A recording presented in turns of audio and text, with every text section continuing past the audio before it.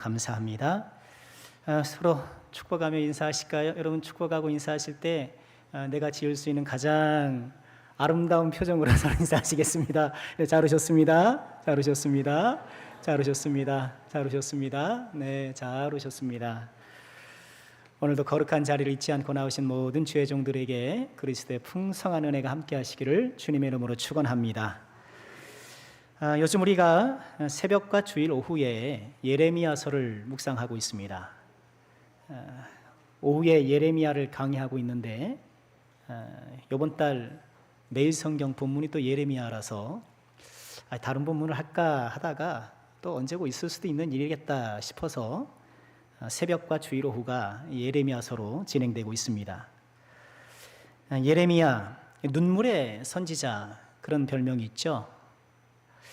그가 눈물의 선지자라는 별명을 얻게 된 데는 적어도 세 가지 이유가 있다고 봅니다. 눈물의 시대, 눈물의 메시지, 눈물의 고난입니다. 다윗 왕조가 무너지는 암울한 시대에 선지 활동을 했어요. 또 바벨론에게 항복하는 것만이 유일한 살 길이다. 누구도 환영하지 않는 그런 눈물의 메시지를 전해야 했고요. 또 그로 말미암아 많은 고난을 당해야 했었지요. 그래서 예레미야는 눈물의 선지자입니다. 이 예레미야와 비슷한 시기에 말씀 활동을 했던 선지자가 있는데 바로 오늘 우리가 읽은 말씀의 에스겔입니다. 예레미야가 유대 땅에서 하나님 말씀을 전했다고 한다면 에스겔은 바벨론에서 하나님 말씀을 전했습니다. 예레미야가 에스겔보다 한 20살 정도 더 많다고 해요. 비슷한 시기에 하나님 말씀을 전했는데요. 바벨론이 유다를 세 차례에 걸쳐서 침공했고 세 차례에 걸쳐서 포로들을 끌고 갔습니다. 에스겔은 그중 2차 침공 때 2차 포로 때 바벨론으로 끌려간 거예요. 그때 그의 나이가 한 25살쯤 됐다 그렇게 보는데요. 젊은 나이에 끌려갔잖아요. 얼마나 힘들었겠어요. 우리가 이런저런 어떤 간접 경험들을 할 수 있는데 포로가 되는 간접 경험은 좀 쉽지 않은 것 같아요. 포로가 되는 것, 나의 의지와 상관없이 끌려가고 내 미래가 어떻게 될지 알 수가 없잖아요. 자, 포로로 끌려간 이 에스겔, 그러나 하나님께서 포로로 끌려간 지 5년 만에 에스겔에 나타나셨고 이 포로로 끌려갔던 사람들이 그발 강가에 이렇게 정착촌을 형성해서 살고 있었는데 그들에게 하나님의 말씀을 전하기 시작한 것이죠. 에스겔서는 총 48장으로 되어 있습니다. 에스겔서의 내용을 크게 보면 전반부와 후반부로 나눌 수 있는데 이 전반부는 유다 백성들의 이렇게 포로로 끌려갈 수밖에 없었던 그 죄악상들을 고발해요. 하나님께서 에스겔을 이렇게 데리시고 환상 가운데 예루살렘 성전에서 벌어지고 있는 그런 참혹한 죄악의 상황들을 보여주셔요. 하나님의 영이 성전을 떠나가는, 전반부는 이처럼 유다의 죄악을 고발하고 하나님의 영이 성전을 떠나는 그런 내용이고, 반면에 후반부는 비록 바벨론의 포로가 되었지만 이제 하나님께서 다시 그 포로를 되돌리실 것이고 회복시켜 주실 것이라는 그런 희망의 메시지가 선포됩니다. 특히 40장 이후에서는 환상 속에 새로운 완전한 성전을 보여주시고 그 성전이 회복된 이스라엘의 상징으로 보여주시며 또 그 성전에 여호와가 임하시는 모습으로 이렇게 전해줍니다. 오늘 우리가 읽은 말씀은 후반부에 속하는 말씀인데 유다의 회복에 관한 그런 말씀이에요. 이른바 에스겔 골짜기에 마른 뼈들이 소생되는 이 이야기, 이 이야기를 통해 유다 백성들에게 회복의 약속을 굳건히 세워주시고 또 그들에게 용기와 희망을 주시는 것이죠. 오늘 이 말씀을 함께 묵상하면서 우리에게 주시는 교훈을 받고자 하는데요. 자, 말씀 속으로 좀 들어가 볼까요? 먼저 1절과 2절은 오늘의 이야기의 상황을 설명해 주십니다. 1절 보실까요? 여호와께서 권능으로 내게 임하시고 그의 영으로 나를 데리고 가서 골짜기 가운데 두셨는데 거기 뼈가 가득하더라. 하나님께서 에스겔을 이렇게 영 가운데 이끌어 가셔서 한 골짜기에 두시는데 그 골짜기에 보니까 뭐가 가득해요? 뼈가 가득하더라. 골짜기에 뭐 고사리가 가득하고 꽃이 가득하고 뼈가 가득하더라. 2절에 보니 나를 그 뼈 사방으로 지나가게 하시기로 본즉 그 골짜기 지면에 뼈가 심이 많고 아주 말랐다 하면서 이 뼈들의 상태를 소개해요. 특별히 이 뼈들의 상태를 묘사한 표현들이 세 가지인데 2절 하반절에 보니 지면에 뼈가 많고 심이 많고 아주 말랐다. 그러니까 뼈들이 지면에 노출되어 있다는 거예요.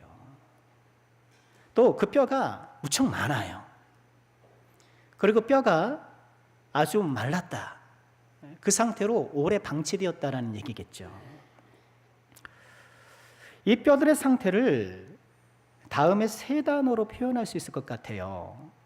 저주, 패배, 절망이에요. 뼈들이 지면에 노출되어 있다는 것은 매장되지 못했다는 것이잖아요. 우리 가끔 뉴스나 이런 데 보면 6.25 전쟁 때 이렇게 학살된 분들의 유골이 발견되었다. 작년 10월쯤인가요? 군산대학교에 6.25 때 민간인 학살됐던 그 인조 동굴이 발견됐다는 그런 뉴스를 보았어요. 120명이 거기서 목숨을 잃었다. 그런 기사를 본 적이 있는데요. 그런 유골들은 대체로 매장되었다가 어떤 특별한 이유 때문에 발견되는 경우가 있잖아요. 그런데 이 뼈들은 그저 지면에 이렇게 노출되어 있는 거예요. 성경 시대에 시신이 존중받지 못하는 것은 하나님의 저주의 상징이기도 해요. 하나님께서 악한 사람들을 징벌하실 때에 가끔 그런 말씀을 하시잖아요. 그 피를 개가 핥는다. 또는 그 시체를 짐승과 공중의 새가 먹는다. 이런 식의 말씀들을 가끔 하시잖아요. 그만큼 이 시신이 종준되어 매장되지 못한 것이 하나님의 저주의 표현, 저주의 상징처럼 여겨졌던 거예요. 그런 이 지금 지면에 노출되어 있는 이 뼈들을 아마도 많은 짐승들에 의해서 훼손되었을 것이 분명해요. 이 뼈들의 이런 상태는 하나님의 저주가 있던 것이 아니겠는가, 그런 추정이 되게 하는 그런 상황이에요. 또 이 뼈가 심이 많았다라고 말씀하고 있는데 아마도 이 뼈들은 전쟁 중에 전투에서 죽거나 학살된 사람들로 보여요. 9절 말씀을 보면 죽임을 당했다 이런 표현이 있거든요. 그리고 이 뼈들이 살아나서 우리가 읽은 것처럼 뭐가 돼요? 군대가 되고 있어요. 그런 걸 보았을 때 아마도 바벨론과 치열하게 싸우다가 혹은 부당하게 학살을 당해서 이렇게 방치되었던 그런 사람들, 그 뼈들이었던 것 같아요. 즉 이 뼈 무더기들은, 이 뼈의 모음들은 패배를 보여줘요. 진 거예요. 그리고 이 뼈가 아주 말랐다라고 말하잖아요. 지금 우리가 읽은 말씀대로 이 뼈를 우리 하나님께서 소생시키시는데 이 뼈가 아주 말라 있는 거예요. 과연 소생이 될까? 그런 의구심을 갖게 되죠. 구약 성경에도 죽은 자들이 되살아나는 이야기가 몇 군데 나오는데요. 엘리야에서 사르밧 과부의 아부가 아들이, 또 엘리사에서 수넴 여인의 아들이, 그리고 엘리사의 묘실에 어떤 시체를 던졌는데 그 시체가 엘리사의 뼈에 닿고 살아났다. 이런 이야기가 대표적으로 나와요. 근데 그렇게 되살아났던 경우는 시체들이 죽은 지 얼마 안 된 거예요. 막 죽었거나 아니면 적어도 이제 시신의 형태를 갖고 있는 그런 상태였지 오늘 말씀처럼 마른 뼈가 되었던 건 아니거든요. 근데 이렇게 마른 뼈가 되었다는 것은 과연 이 시체들이 되살아날 수 있을 것인가? 이 마른 뼈는 소생할 수 있을 것인가? 그런 질문에 부정적으로 대답할 수밖에 없어요. 이게 절망인 거죠. 그래서 이 마른 뼈들을 묘사한 이 표현들을 저주, 패배, 절망이라고 이렇게 좀 정리해 본 거예요.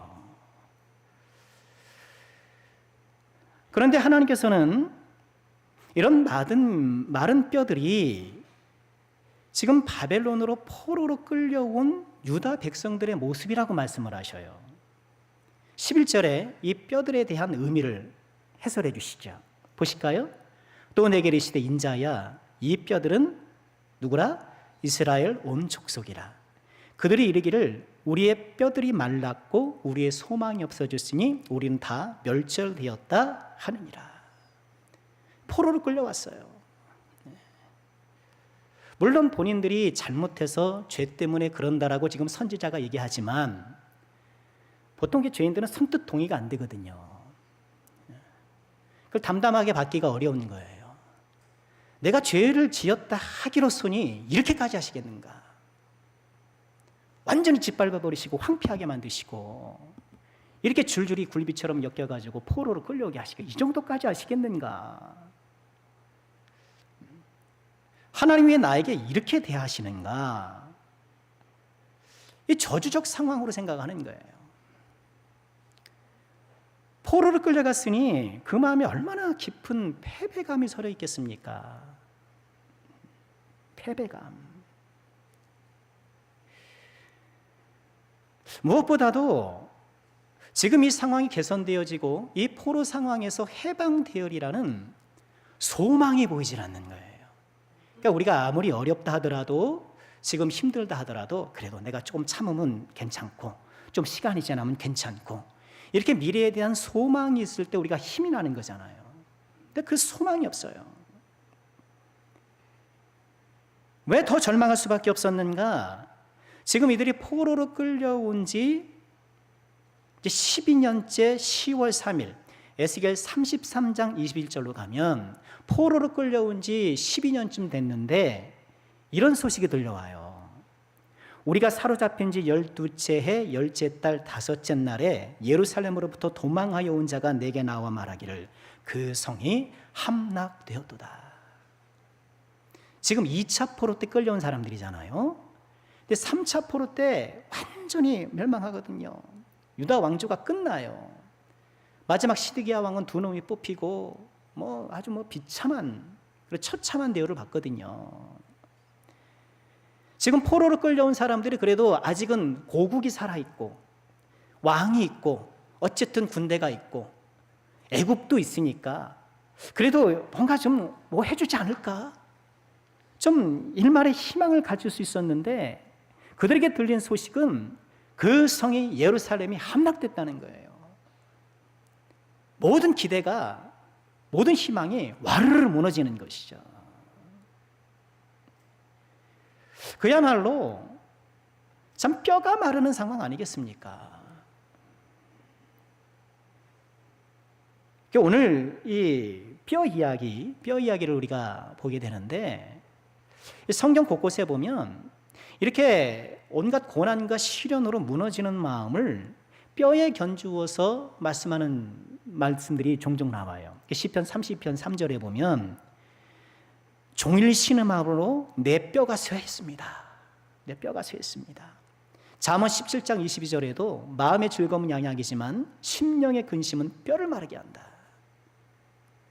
정말 지금 포로를 끌려온 이 사람들이 이 심정 아니었겠습니까? 뼈가 쇠하고 뼈가 마르고 이렇게 뼈가 쇠하고 뼈가 마르는 이런 상황 가운데에 이 에스겔을 데리고 뼈가 널브러져 있는 골짜기로 데려가서 그 뼈를 소생시키는 이야기.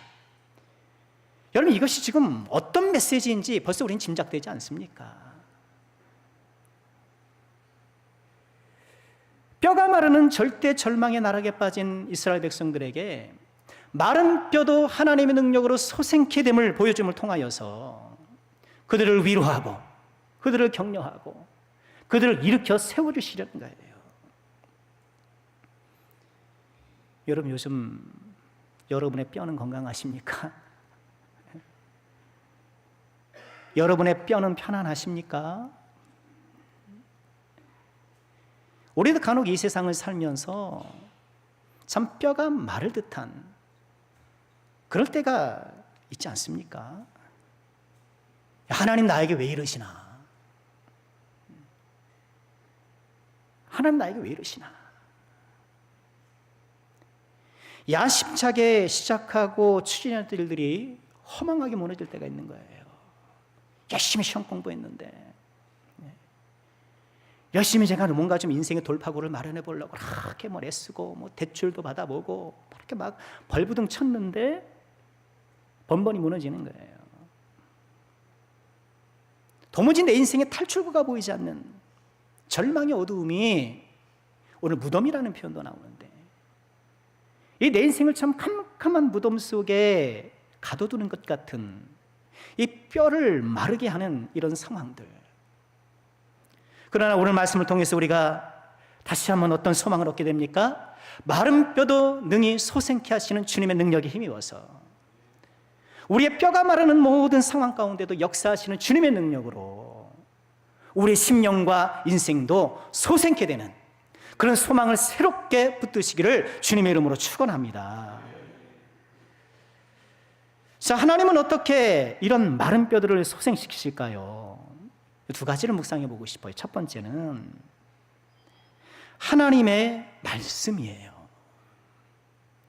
우리 4절, 5절 함께 보실까요? 또 내게 이르시되 너는 이 모든 뼈에게 대언하여 이르기를 너희 마른 뼈들아 여호와의 말씀을 들을지어다. 주 여호와께서 이 뼈들에게 이같이 말씀하시기를 내가 생기를 너희에게 들어가게 하리니 너희가 살아나리라. 지금 마른 뼈들을 향하여서 하나님께서 에스겔에게 무엇을 명하십니까? 그 뼈에 대해서 대언하라는 거예요. 뼈를 향하여서 하나님 말씀을 선포하라는 거예요. 너희 마른 뼈들아 여호와의 말씀을 들을지어다. 마른 뼈의 소생은 여호와의 말씀을 듣는 것부터 시작되는 거예요. 참 에스겔도 그죠? 선지자도 참 정말 믿음이 없으면 선지자 못할 것 같아요. 자, 에스겔이 어떻게 했나요? 7절 보실까요? 이에 내가 명령을 따라 대언하니 대언할 때 소리가 나고 움직이며 이 뼈 저 뼈가 들어맞아 뼈들이 서로 연결되더라. 내가 또 보니 그 뼈에 힘줄이 생기고 살이 오르며 그 위에 가죽이 덮이나 그 속에 생기는 아직 없다. 자, 말씀을 대언하니까, 뼈들을 향하여서 말씀을 선포하니까 여러분 어떤 일이 생깁니까? 그 넓어졌고 막 복잡하게 흩어져 있던 뼈들이 서로 연결이 되고 힘줄이 생기고 살이 돋고 가죽이 덮이고 피부가 덮였다는 얘기겠죠. 마치 무슨 공포 영화의 한 장면 떠오르지 않습니까? 뼈다구들이 축축축축 맞춰지고 막 살이 붙고 막 이런 게. 하나님께서는요 에스겔에게 그 뼈를 좀 이렇게 모양을 갖춰서 인위적으로 한번 좀 이렇게 만져봐라 이렇게 말씀하신 것도 아니고, 또 그 뼈를 뭐 흔들거나 뭐 이렇게 좀 휘젓거나 해가지고 어떤 뭐 주술적인 행동을 하라는 것도 아니고, 어떻게 해요? 그 뼈에 대하여 대언하라는 거예요. 하나님의 말씀이, 에스겔이 선포했던 하나님의 말씀이 그 뼈에 닿자 역사가 나타나는 거예요.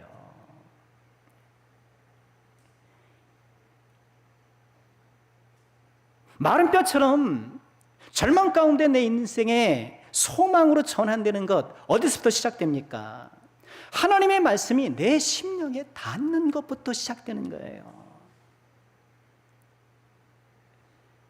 그 골짜기를 파고드는 그 에스겔 하나님의 말씀의 그 음파가, 그 음성이 뼈에 닿을 때, 여러분 하나님의 말씀이 내 심령에 닿을 때 비로소 역사가 나타나는 거예요. 여러분, 나는 요즘 하나님의 말씀이 내 마음에 좀 닿고 있습니까? 우리 밭 가는 비유, 씨 뿌리는 비유, 우리의 마음이 길바닥 같아서 말씀에 닿는 것 같으나 이내 사라지는 것은 아닌가? 자갈밭 같아서 말씀이 닿을 때는 잠시 기쁨을 얻는 것 같지만 해가 돋고 나면 다 말라버리는 것이 아닌가. 가시덤불 같은 마음이어서 말씀은 떨어졌지만 이 가시덤불의 기운에 막혀가지고 결실하지 못하는 그런 상황은 아닌가. 여러분, 요즘 내 마음에 닿는 말씀은 무엇인가요? 하나님께서 요즘 나에게 계속 자극하시고 내 마음을 두드리시는 그 말씀이 뭐예요? 그게 없으면 안 되는 거예요. 말씀이 좀 닿아야 돼요. 나에게 와닿는 말씀 무엇인가? 우리 심령을 다시 한번 새롭게 기경하여서 지금 마른 뼈에 하나님 말씀이 닿을 때 소생케 되는 역사가 일어나는데, 주여, 마른 뼈와 같은 내 마음에 주의 말씀이 다가오소서. 주의 말씀이 내 마음에 닿을 때에 다시 한번 재생되고 회복되는 역사를 허락해 주세요. 저는 이 에스겔의 선포에 따라 뼈가 맞추어지고 힘줄이 생기고 살이 붙고 이렇게 가죽이 생기는 이런 상황을 말씀에 따라 나의 삶을 재구성하는 것이다, 좀 이렇게 적용해 보고 싶어요. 그렇죠? 마른 뼈의 절망이 소망으로 전환되려면요, 하나님의 말씀이 나의 영혼에 다가오고 내 심령에 닿고 그 닿아진 말씀으로 내 삶이 재구성되어야 돼요. 예배가 새로워지고 묵상의 시간이 내 생활에 도입되고 기도의 시간을 갖고 이런 예배와 말씀과 기도와 이런 거룩한 행위들이 내 삶의 재구성 요소로 자리 잡고 그로 말미암아 힘줄이 생기고 살이 생기고 피부가 생기는 거예요. 마른 뼈들이 흐트러져 있는데 그 흐트러진 뼈들이 구성되어서 형태를 갖는 것처럼 지금 흐트러진 나의 삶, 그래서 마른 뼈 같은 나의 삶이 하나님의 말씀을 따라서 다시 한번 형상을 입고 형태를 입어가는 거예요. 여러분, 세상 사람들도 그렇잖아요. 뭔가 내 인생의 새로운 국면을 마련하기 위해서 막 술, 담배도 끊고 안 하던 운동도 하고 뭐 독서도 하고 아침 일찍 일어나기도 하고 뭔가 자기 삶에 변화를 주잖아요. 여러분, 하나님을 섬기고 예수 그리스도를 믿는 우리도 어때요? 내 마른 뼈와 같은 이 절망의 사망이 소망으로 전환되기 위해서는 하나님의 말씀에 따라 내 삶이 좀 재구성되어야 돼요. 좀 돌아봐야 돼요. 나 예배를 돌아보고 기도를 보고 말씀을 돌아보고 이렇게 내 삶이 하나님의 말씀에 따라 재구성될 때에 우리 심령과 인생의 골조가 세워지는 거예요. 여러분, 옆에 아파트 현장 보세요. 참 기가 막히지 않습니까? 이 사람들이 대단한 것 같아요. 저희 그냥 우리 다 아신 대로 밭 있고 뭐 야산 있고 그런 데였잖아요. 저걸 깎아내더니 말 그대로 골조를 세우잖아요. 골조 공사가 끝나잖아요. 골조 공사. 골조 공사가 끝나더니만 지금 뭐 내부 뭐 들어가고 이제 외부 들어가고 뭐 막 우당탕탕탕탕 지금 하고 있는 거예요. 산짐승이나 살고 새나 날아다니던 그 공간이 이제는 어엿듯 사람이 살만한 곳으로 변모해가는 것 아닙니까? 여러분, 우리의 심령 가운데 이처럼 말씀을 통한 골조 공사가 진행되고 내장재가 채워지고 외부가 꾸며지고 이렇게 번듯하게 세워져 나가는 이런 하나님께서 성령께서 살만한 곳으로 변모해 가야 되지 않겠습니까? 말씀이 닿을 때 그 말씀에 따라 여러분들의 삶을 재구성해 보시길 주의 이름으로 축원합니다. 새로워지기를 소망하신다면 마른 뼈와 같은 상황이 마른 뼈와 같은 절망이 소망으로 전환되기를 원한다면 주의 말씀에 따라 내 삶을 조정해 보세요. 힘줄이 생기고 근육이 생기고 피부가 생기고 놀라운 역사가 일어날 줄 믿습니다. 마른 뼈의 절망을 소망으로 전환시키는 하나님의 두 번째 방법을 보니까요, 하나님의 성령이에요. 자, 우리 8절 말씀 우리 다 같이 한번 보실까요? 8절 시작.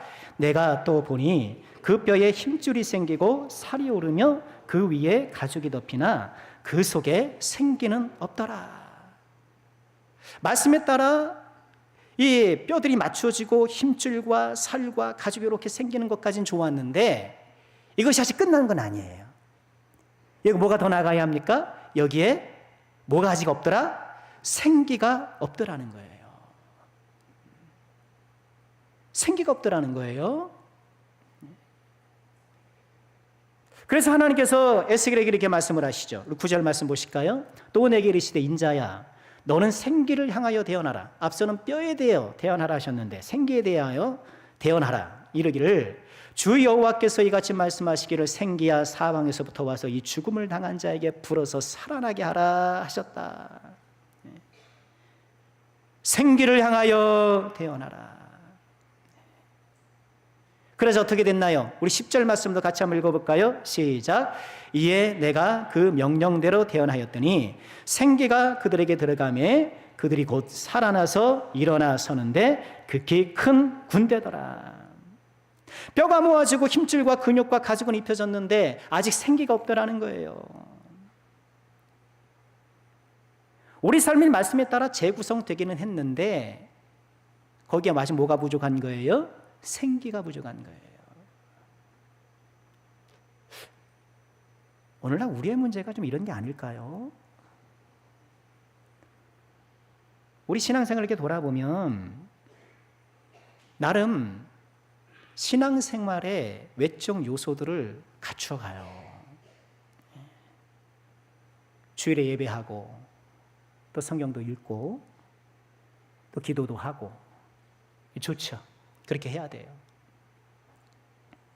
그런데 생기가 없을 때가 있어요. 여러분 어떠세요 요즘? 좀 나의 믿음 생활에 나의 신앙 생활에 좀 생기가 돋아나고 있습니까? 예배는 드리는데 뭐 하라고 해서 하기는 하는데 왠지 내 마음은 바짝바짝 마른 뼈처럼 되고 있지는 않은가? 우리가 그러기가 너무너무 쉽다는 거예요. 열심히는 해요. 그런데 뭔가 빠져 있어. 애는 써요. 그런데 푸석푸석 먼지가 나요. 왜 그래요? 오늘 말씀의 진단에 따르면 성령이 충만하지 못하기 때문인 거예요. 생기가 없기 때문인 거예요. 그래도 한때는 생기가 있었는데 지금 그 생기가 어디로 다 달아났는지 껍데기만 남아있는 것은 아닌가. 마귀는 우리의 삶의 말씀으로 재구성되는 걸 방해해요. 기도 못하게 하고 예배 못 드리게 하고 신앙생활 대충 하게 하는 거예요. 아유 뭐 그렇게까지 하냐고. 예배만 드리면 됐지 뭘. 아유 그 정도면 됐어. 어떻게 겨우 말씀으로 내 삶을 구성하더라도 그 다음 편에는 생기를 소멸시켜요. 생기를 소멸시켜요. 껍데기가 돼요. 예배를 드려도 감격이 없고 봉사를 해도 기쁨이 없고 지체들을 만나도 사랑의 마음이 일어나지 않고 그냥 다니는 거예요. 견디는 거예요. 천국은 가야 되니 안 가면 마음이 좀 불안은 하고.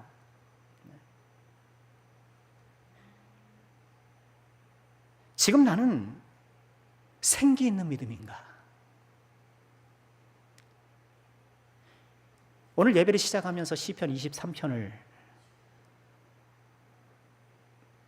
말씀드렸는데 우리의 선한 목자이신 주께서 우리를 이끌어 가실 때 하시는 작업이 뭐예요? 내 영혼을 소생시키시고. 정말 우리에게 그게 필요한 게 아닌가요? 목사 노릇하면서 마음 잃어버리기가 쉽겠더라고요. 오늘 예배해야지, 설교해야지, 이게 할 게 많은 거예요. 자칫하면 그냥 하겠더라고요. 마음의 기쁨과 뜨거움 없이, 생기 없이. 여러분 얼마든지 할 수 있어요, 그런 거.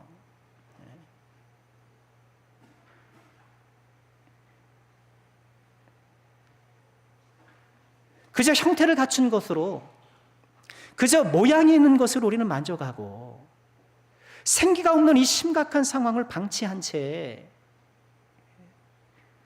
아주 마르지는 않았으니까 그런 걸 위안 삼아 있는 것이 아니겠는가. 오늘 말씀은 말씀을 통해 우리의 삶이 재공대 쓰는 것에 멈추는 것이 아니고 그렇게 형성된 우리의 삶에 생기가 들어가서 성령이 들어가서 살아 일어서는 믿음이 되기를 우리에게 강력하게 도전하고 계시는 거예요. 우리 14절 말씀 같이 한번 읽어볼까요? 함께 합니다. 시작. 내가 또 내 영을 너희 속에 두어 너희가 살아나게 하고 내가 또 너희를 너희 고국 땅에 두리니 나 여호와가 이 일을 말하고 이룬 줄을 너희가 알리라. 여호와의 말씀이니라. 하나님께서 우리에게 해주고 싶으신 것이 바로 이런 거라는 거예요. 그저 모양 갖추고 그저 외형 갖추는 것이 아니라 그 속에 내 영을 두어서 살아나게 하고, 여러분 그러므로 우리는 성령 충만을 사모하는 그런 종들이 꼭 돼야 돼요. 성령 충만을 사모하시길 바랍니다. 그 전에 형체 갖춰준 것으로 어느 정도 몸의 모양 있는 것으로 만족하신 것이 아니라 나에게 정말 생기가 있는 성령이 있는 그런 사람, 알코올이 증발되듯 나도 모르게 어느새 성령이 다 증발해버린 것은 아닌가. 여러분 오해하지 마십시오. 성령이 그런 기체는 아니니까 이해를 위한 표현일 뿐입니다. 성령의 생기가 사라져버린 것은 아닌가. 여러분 성령의 생기를 우리는 뭘로 정의할까요? 우리가 상반기 때 성령의 9가지 열매를 묵상해 보지 않았습니까? 오직 성령의 열매는 뭐예요? 사랑과 희락과 화평과 오래 참음과 자비와 영성과 충성과 온유와 절제니 이 같은 것을 금지할 법이 없느니라. 성령의 생기란 바로 이런 것이 아닐까요? 내 가슴에 뜨거운 사랑이 있고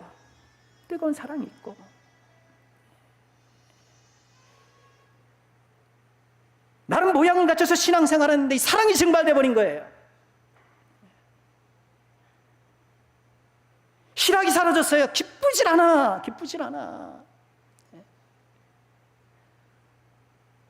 화평이 증발돼 버렸어요. 화평이. 오래 참기 모름 꿰차고 그냥 발끈하고.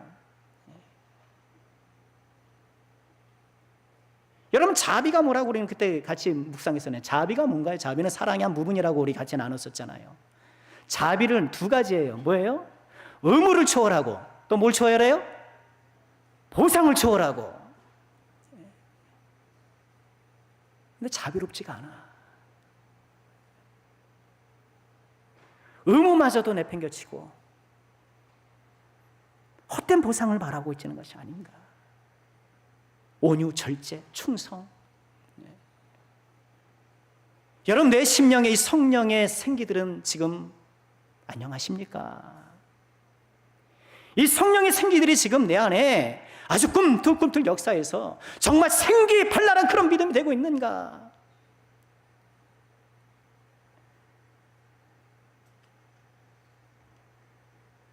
성령 충만을 사모하는 우리가 꼭 돼야 돼요. 성령 충만을 사모하는 우리 주인들 되시기를 주의 이름으로 축원합니다. 오늘 말씀에 생기로 번역된 단어, 또 영으로 번역된 단어, 이게 루하흐라는 단어인데 이건 성령이란 뜻도 있고 영이란 뜻도 있고 호흡이란 뜻도 있어요. 여러분 호흡이 뭡니까? 여러분 우리의 성경에서는 생기라고 번역을 했잖아요. 영어 성경은 다 호흡으로 번역을 해요. 몸은 있지나 몸은 구성됐지만 아직 호흡이 없다는 거예요. 그 호흡을 준다는 거예요. 근데 호흡이라고 번역된 이 단어가 14절에 가니까 내 영, 하나님의 영으로 번역이 되는 거예요. 그리고 이 루하는 바람, 자연으로 부른 바람도 얘기를 해요. 바람도 얘기를 해요. 그래서 오늘 우리가 읽은 말씀 가운데 9절 말씀에 보면 중간에 사방에서부터 와서 이렇게 번역이 되어 있거든요. 근데 이것이 원문에 따르면 네 개의 바람이라는 뜻이에요. 근데 바람이 똑같은 단어예요. 루하흐예요. 이것이 호흡이 되기도 하고 이것이 자연 현상이 되기도 하고 그것이 실체가 하나님의 영이기도 하고 결국 이 같은 단어가 세 가지 뜻으로 사용된다는 것이 무엇일까요? 하나님의 영이 우리의 호흡을 주관하고, 하나님의 영이, 바람이라는 건 공기의 이동 아닙니까? 공기 순환 아닙니까? 자연적으로 보면. 그러나 공기 순환, 공기의 이동인 것 같지만 뭐예요? 그것조차도 하나님의 영이 주관하신다는 것. 바람뿐만 아니겠습니까? 이 세상의 모든 자연 법칙을 뒤에서 붙잡고 계시는 하나님의 능력이 있는 거잖아요. 하나님의 영이 우리의 호흡, 우리 육체적인 호흡을 주관하시고, 하나님의 영이 우리 주변에 벌어지는 자연 현상을 주관하고 계시고, 하나님의 영이 역사하신다는 것을 이게 다양한 방면으로 이렇게 보여주고 있는 것인데, 우리 사랑하는 모든 남성교 종들께서 정말 성령 충만하여서 그 잃어버렸던 생기를 다시 한번 되찾고 생기발랄한 성령 충만한 그런 믿음이 되시기를 주의 이름으로 축원합니다. 그러니 성령 충만해서 좀 기도해야 돼요. 우리가 마지막으로 묵상해야 될 것은요, 이렇게 마른 뼈를 소생시키시는 목적이 뭐냐는 거예요. 목적이 뭐냐? 마른 뼈와 같은 이 이스라엘 백성들을 다시 회복시키는 그 목적이 무엇이냐? 두 가지로 나와요. 14절 보실까요? 내가 또 내 영을 너희 속에 두고 너희가 살아나게 하고 내가 또 너희를 어디에요? 너희 고국 땅에 두겠다. 1차 목표는요, 첫 번째 목적은 이스라엘 백성들을 고국으로 돌려보내는 거예요. 무엇으로? 말씀과 성령으로 충만케 해서, 말씀으로 삶이 재구성되고 성령으로 충만해져서 고국으로 되돌아가는 거예요. 이 말씀으로 우리 삶이 재구성되고 우리가 성령으로 충만해지면 우리 삶의 실질적인 문제에도 역사가 나타나요. 여러분 믿으시길 바랍니다. 우리 실질적인 역사가 나타나요. 교회 가면 좀 핀트가 안 맞는 말 하는 것 같단 말이에요. 아니 지금 포로로 끌려갔으면 어디서 군대를 일으켜주든가 뭔가 이렇게 좀 실질적인 방법을 얘기를 하지 왜 말씀이냐는 거예요. 무슨 성령이냐는 거예요. 그러나 여러분 지금 내가 어떤 인생의 시련과 문제로 골몰골몰하고 있을 때요, 경제적 문제든 관계 문제든 뭐 건강의 문제든 이 모든 문제 앞에서 우리가 말씀과 성령으로 충만했을 때 여러분 하나님의 역사가 나타나는 거예요. 하나님의 기적도 나타나는 거예요. 인간의 말로 형용할 수 없고 형통히 표현할 수 없는 하나님의 역사가 우리 가운데 펼쳐지는 거예요. 성령 충만할 때 우리 실생활을 만드시는 이 하나님의 역사를 꼭 경험하시길 주의 이름으로 축원합니다. 여러분 그래서 우리 믿음의 선조들이 그래서 기도했던 거예요. 여러분 기복주의 신앙은 잘못되었지만 하나님께 복 주세요라고 기도할 때가 필요한 거예요. 내 삶에 좀 역사해 주세요. 경제적인 문제 때문에 자꾸 막히고, 건강 문제로 내가 힘들고, 관계 문제로 힘들고, 뭔가 지금 내 삶이 자꾸 무덤화되고 있는데 주여 여기서 나를 좀 건져주세요. 성령 충만해서 그것을 넘어서게 해주세요. 성령 충만할 때 그 문제가 작아 보이고 그 성령 충만으로 문제를 넘어설 수 있는 거예요.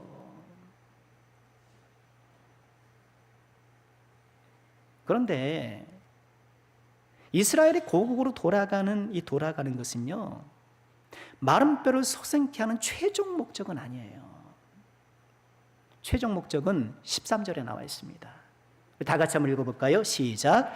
내 백성들아, 내가 너희 무덤을 열고 너희로 거기에서 나오게 한즉 너희는 내가 여호와인 줄 알리라. 지금 마른 뼈들의 절망을 소망으로 전환시키는 이 하나님의 목적이 무엇인가? 너희가 내가 여호와인 줄 아는 것, 하나님을 하나님으로 아는 것, 그래서 하나님을 온전히 섬기는 하나님의 친백성이 하나님의 친자녀가 되는 것, 여러분 그것이 하나님의 최종 목적이라는 거예요. 너희는 내가 여호와인 줄 알리라. 여러분 이 구문이 에스겔서에 뭐 수십 번 등장해요. 제가 헤아려본 건 20번 이상 나오고요. 에스겔서의 목적은 뭔가요? 내가 여호와인 줄 알리라는 거예요. 너희들이 지금 포로로 끌려왔지만 내가 너희를 회복시킬 것이고, 내가 너희들의 죄악 때문에 성전을 떠났지만 다시 너희들 성전에 들어갈 것이고, 너희 심령에 들어가서 새 역사를 나타내서 너희가 내가 여호와인 줄을 알게 할 것이라는 거예요. 그로 말미암아 하나님과 친백성의 친자녀로서의 관계를 맺고 하나님과 함께하는 그런 삶을 살게 하겠다는 거예요. 여러분, 이것이 하나님의 목적이라는 거예요. 고국으로 돌아간들 이전처럼 우상 섬기고 죄 짓는 삶으로 돌아가면 무슨 의미가 있겠습니까? 여러분, 내 삶이 지금 여러 난간 가운데 그걸 극복했다 쳐요. 이전 삶으로 돌아가면 그 무슨 의미가 있겠냐는 거예요. 돼지가 그 누웠던 곳으로 다시 들어가 눕는다면 그것이 무슨 의미가 있겠냐는 거예요. 지금 포로로 끌려온 이 사람들의 급선무는 빨리 좀 집으로 돌아가고 싶다. 그것이 최고 관심사였는지 모르겠지만 하나님의 최고 관심사는 언제나 하나님의 자녀들과의 관계에 있는 거예요. 말씀과 성령으로 그 관계를 새롭게 하시고 그 가정 가운데에 그들을 고국으로 돌아가게 하시는 그런 은혜를 베풀어 주시고, 여러분, 지금 나의 10년과 인생이 마른 뼈의 상황이라고 하신다면 내가 하나님과의 관계를 어떻게 다시 한번 맺어날 것인가를 고민하시길 바랍니다. 내 삶이 마른 뼈와 같다면 말씀으로 내 삶을 재구성하고 성령으로 충만하기를 사모하여 하나님의 친백성, 하나님의 친자로서 다시 한번 하나님 앞에 가까이 나가는 사람이 되어야 돼요.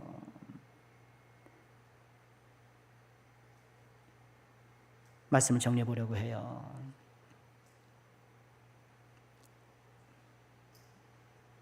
지금 우리의 상태를 한번 돌아보세요. 말씀이 내 마음에 와닿아 내 삶이 좀 재구성되고 있는가? 형식은 있지만, 외양은 있지만 생기가 다 증발해버린 것은 아닌가? 말씀으로 우리의 삶을 새롭게 하고 성령으로 다시 한번 우리의 잃어버렸던 생기를 되찾고 하나님과 더 깊고도 긴밀한 관계에 진입할 때 우리 삶의 여러 문제도 해결해 주시는 은혜도 경험하고 믿음의 새로운 세계에 진입하시는 이 놀라운 역사의 산증인이 되시길, 그리고 남성께 모든 종들 되시기를 주님의 이름으로 축원합니다. 마른 뼈를 소성케 하시는 하나님, 그 말씀과 성령을 힘입어 마른 뼈 같은 이 무덤 같은 상황에서도 생명의 빛으로 인도해 주시는 주님의 능력이 오늘 사랑하는 모든 죄종들과 늘 함께 하시기를 주님의 이름으로 축원합니다.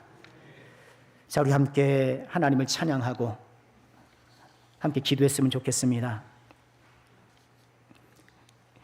주여, 말씀으로 우리 삶이 좀 재구성되게 하시고 우리 안에 잃어버렸던 좀 생기가 되살아나게 하시고 주께서 성령의 능력으로 에게 함께 하시기를 우리 191장을 찬송하면서 함께 찬양하겠습니다.